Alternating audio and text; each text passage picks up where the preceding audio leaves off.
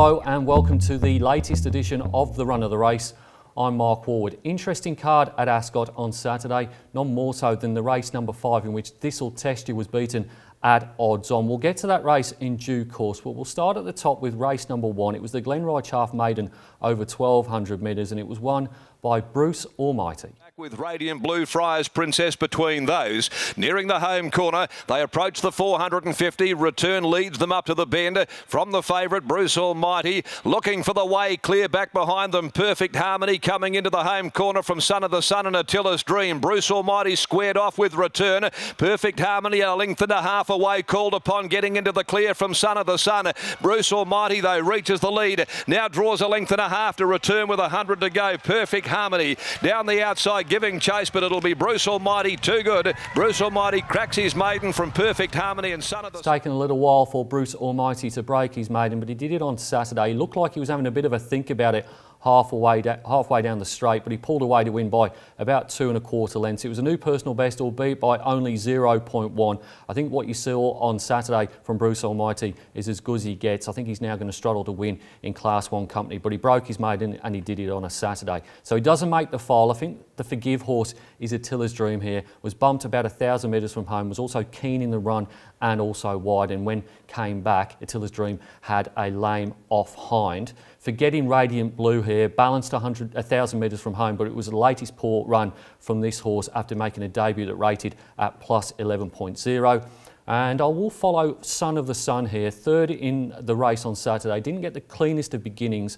I thought it was a fair run first up over the 1,200 metres. Son of the Sun has a PB of plus 0.8. That's over 1,400 metres. So maybe second or third up, Son of the Sun can break his maiden.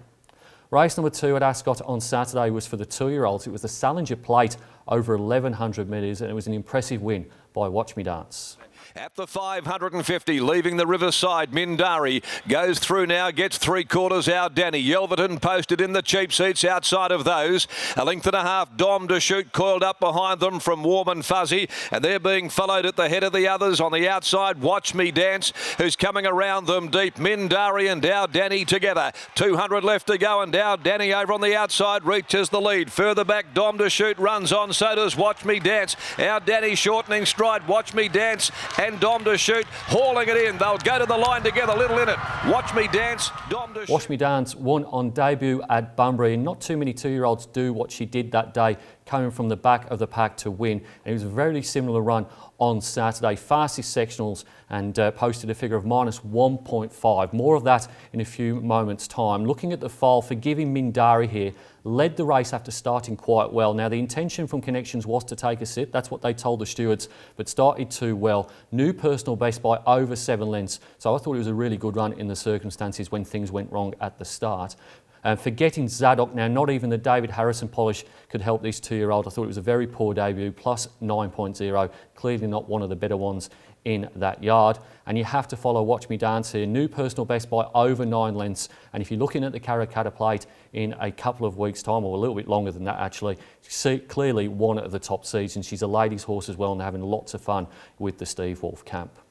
Race number 3 at Ascot on Saturday was the Tab Touch West Speed Platinum Maiden over the 1,600 metres, and it was a win for the Harrison Yard with Sakiara. Street Fair's back on the rails when they start to bunch up more, and 2 lengths Kelly's Gem. Relegated to last is Cockatiel. Sicaria will be the first for the judge. 400 left to go. They come around the corner. Sicaria from Locker in. War Class looking to work into the opener, and they're being followed by Street Fair, who's got right up near the rail. Salvara still there trying to work its way through with Ionix, and now Kelly's Gem runs on. Joe goes to work at the 150. Sicaria the leader. Street Fair's got around its heels from War Class. Sicaria, Street Fair running on. Street Fair, Sicaria, they've gone to it. Might be Sicaria. Sakiara was the speed map horse on Saturday for this race, led all of the way, but not too keen to follow her moving forward because she only just fell in at the finish. She was somewhat lucky to hold on, one would think. The overall rating of minus 0.3 is just average. Looking at the file, therefore, Forgiving Street Fair held up until about 200 metres from home, misstrode as well between there and the winning post, and you'd have to say that both it and Kelly's Gem were unlucky not to win. Forgetting Cockatiel, not for the first time, this horse twice placed at listed level, but the personal best of just better than even indicates she's certainly nothing special. Ran nearly 4 lengths worse than the personal best on Saturday. And following Kelly's Gem here, it is a rescue mission. Fastest sectionals, including the last 200 metres in 11.48 seconds, would have beaten both the winner and the second horse in another stride, in spite of the map and in spite of the tempo.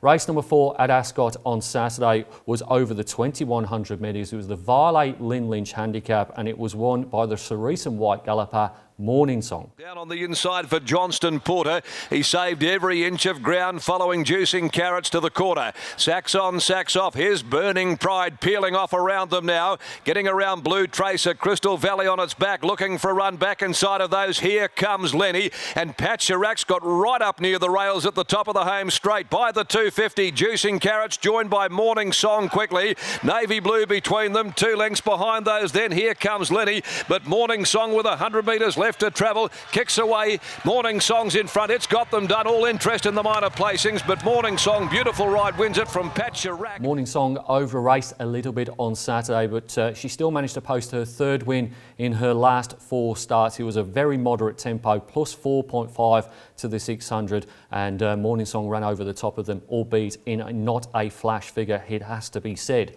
Looking at the file, she doesn't make the follow file. The follow horse for mine is Here Comes Lenny. Finished 5th. This horse takes a little bit of a while to hit peak form.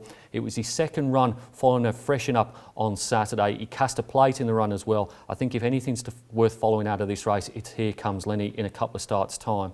Forgetting Sacks on, Sacks off, finished last. He's a 9-year-old that's simply not getting better with age. Slow sectionals as well, despite settling 4th in running off that slow tempo. And Forgiving Patcherack here, market mover, 90 to 1 into 40 to 1 late in betting. Fastest last 200 metres. It was certainly an okay run in a slowly run race, and the money was quite astute, certainly for the place.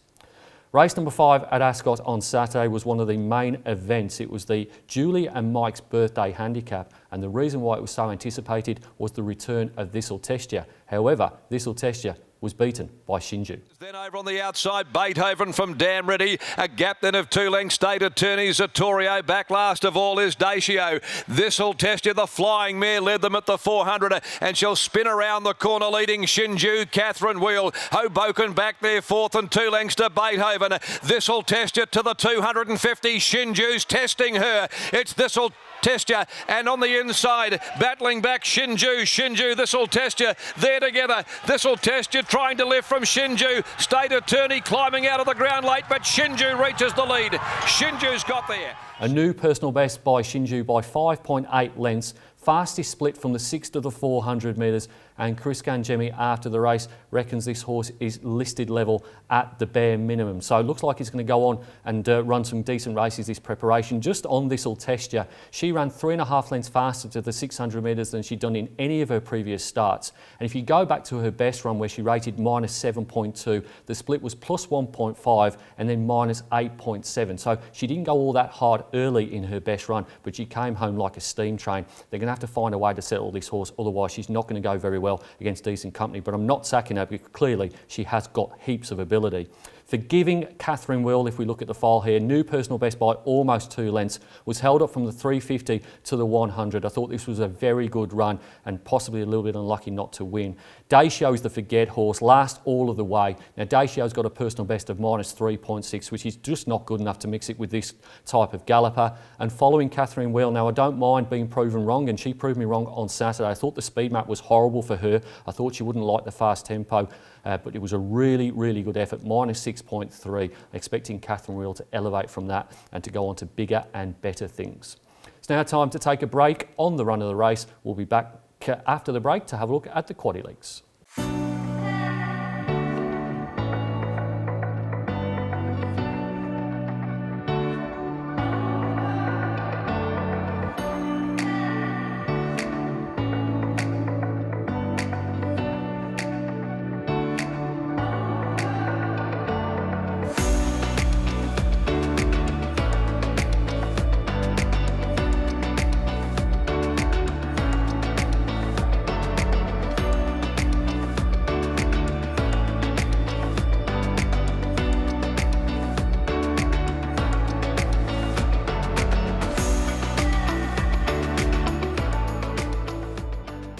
Welcome back to the run of the race. We're up to race number 6 at Ascot on Saturday. This was the Varley Donald Kent handicap over 1,600 metres, and it was won by the Cerise and White galloper Inspirational Girl. At the 450, Spirit and Fire led the way coming into the home corner. Scoreline is running second. Going up there is Black Shadow as they come around the home corner. Paddy Shadow looking for a run back inside of those.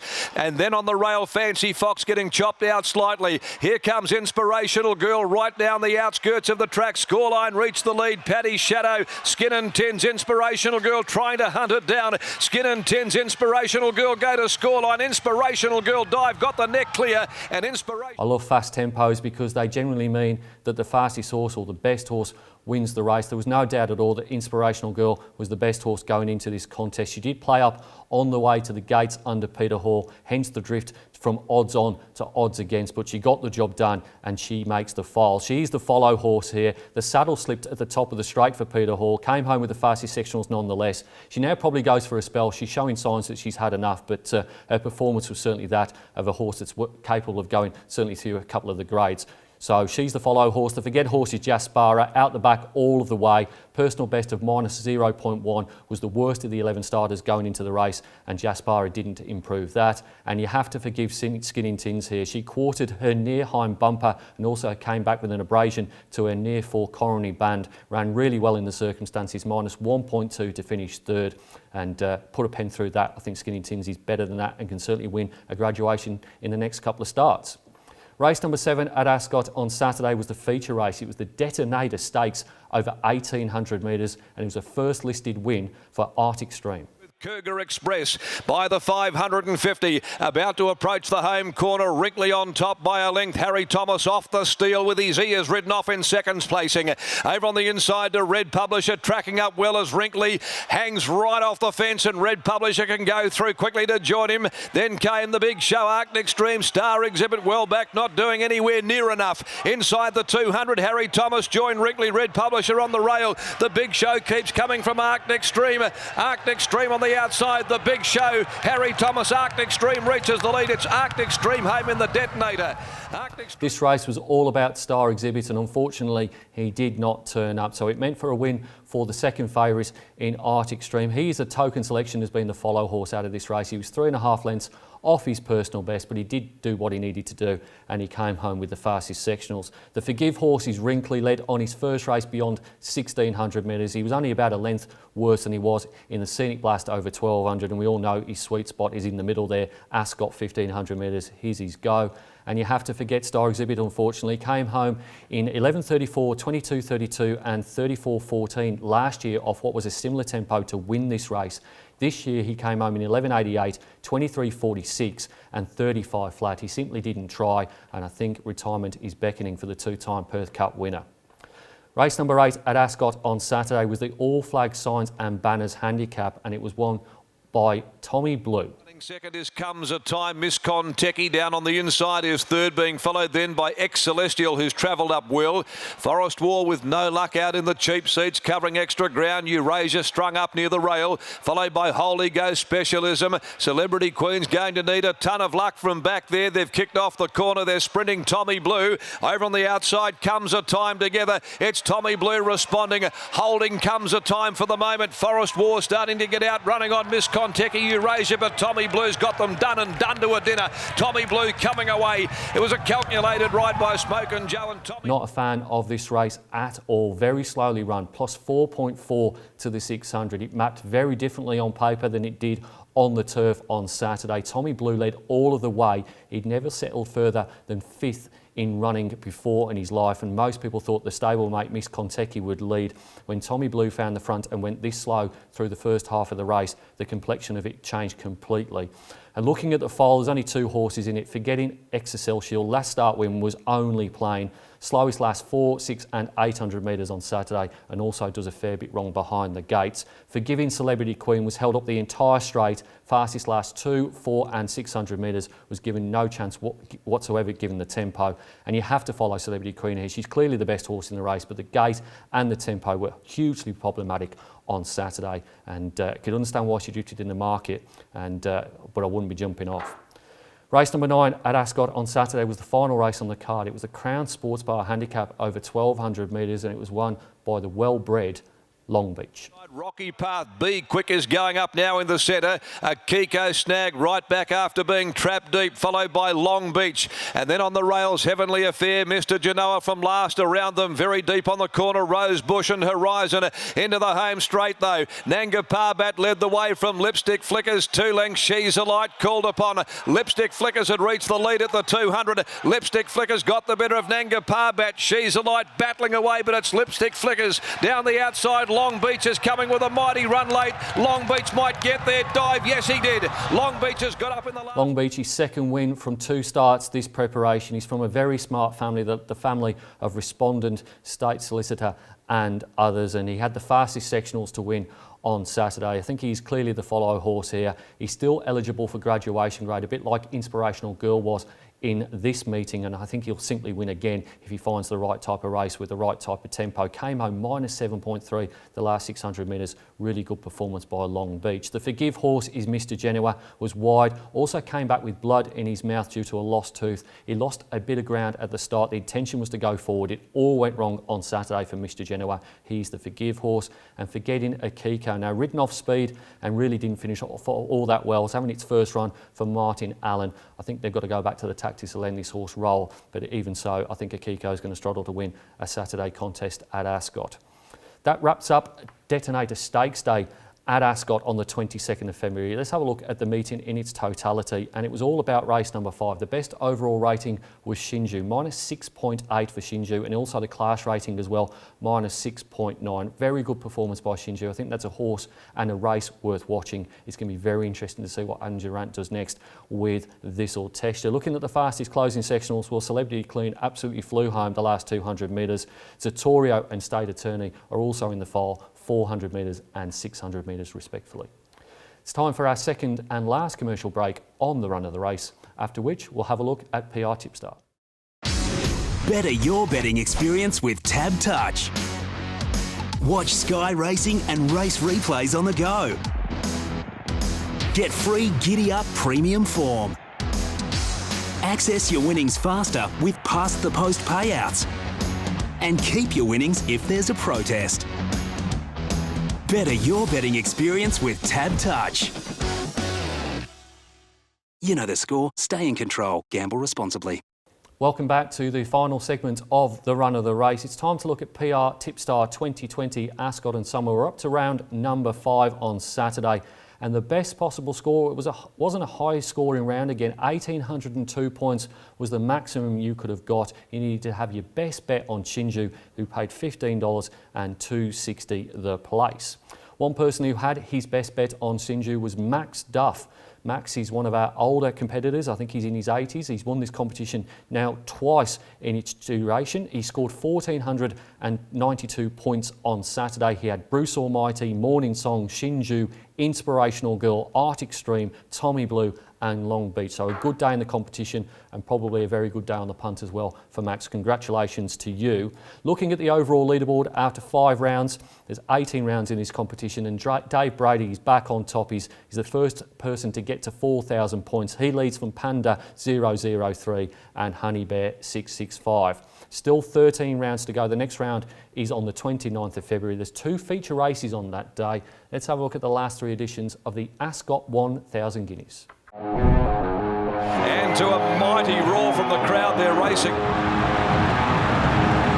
He's got his finger on the trigger at the 400 mark. He quickly moved a length and a half. Now the sparks are flying. He makes it 2 Perth Cups. It's history at Ascot.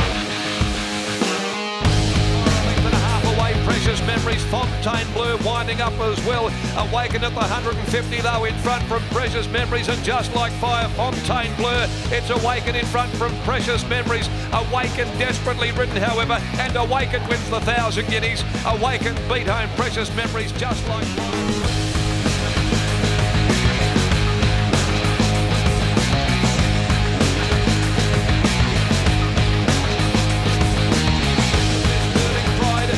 Wider clear out then. Private Dancer commencing a run, but Like a Butterfly had swept up, gone to the lead. It's Like a Butterfly at the 100 mark. Over on the inside, Send My Love, and Private Dancer Showcase coming with Friar Fox, but Like a Butterfly stings like a bee. Like a Butterfly gets home from either on the rail. Friar Fox.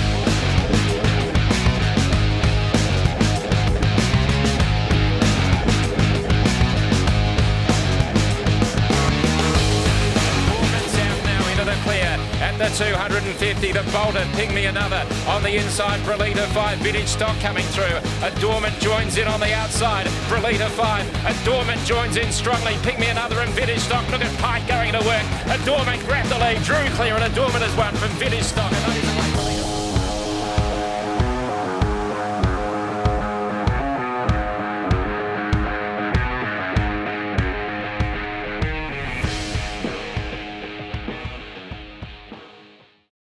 The Ascot 1000 Guineas is a key lead-up race to the City of Belmont WA Oaks. That's the first major race of the Autumn Ascot Racing Carnival.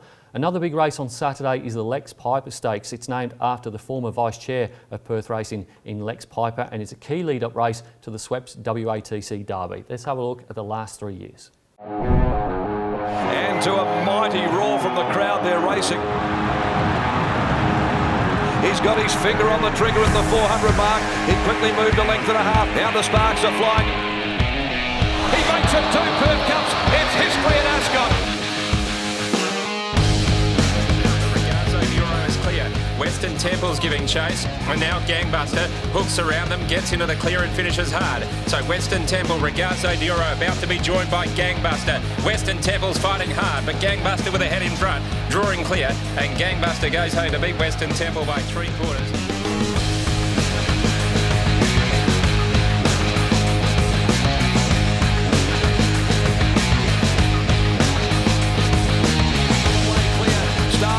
Money Maher got a dream rails run at the 200. Miracle Man headed. He's a Parker. Media Baron switching back to the fence. Here comes action down the outside. Miracle Man in front from Sentimental Friend getting into the clear in action, but it's Miracle Man. Miracle Man home in the Lex Piper. Miracle Man won from a 3-way photo for second.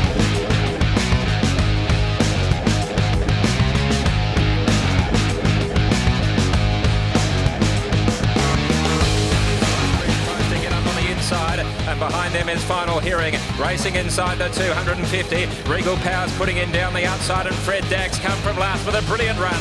Fred Dagg has raced up to Regal Power. He goes with him. Regal Power and Fred Dagg, a ding-dong go.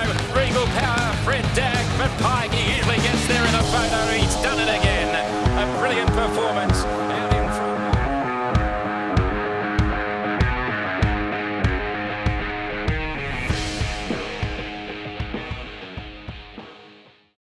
That wraps up the run of the race for this week. It is Leaplings Day at Perth Racing on Saturday, the 29th of February. So if you're celebrating a birthday, you only get one time every 4 years to do so. We'd love to see you at the track. And a week from then, we've got International Women's Day at Ascot Racecourse. We'll be having a female jockeys only race. We'll have a female race caller as well calling that race. And then after the races, we'll be showing Ride Like a Girl on the Ascot Super Screen. It'll be free entry for all females on the day. Looking forward to that immensely. It's going to be a cracking day, the 7th of March at Ascot. Until next time on the Run of the Race, bye for now.